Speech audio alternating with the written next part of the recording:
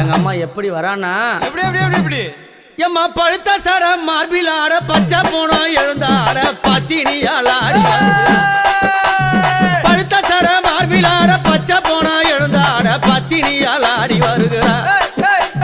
முக்கா சட மார்பில் ஆட அம்மா அந்த முக்கா சட மார்பில் ஆட முக்கா சட மார்பில் ஆட முண்டமெல்லாம் எழுந்தாட உத்தமியால் ஆடி வருகிறா யானையனூரா உத்தமியால் ஆடி வருகிறா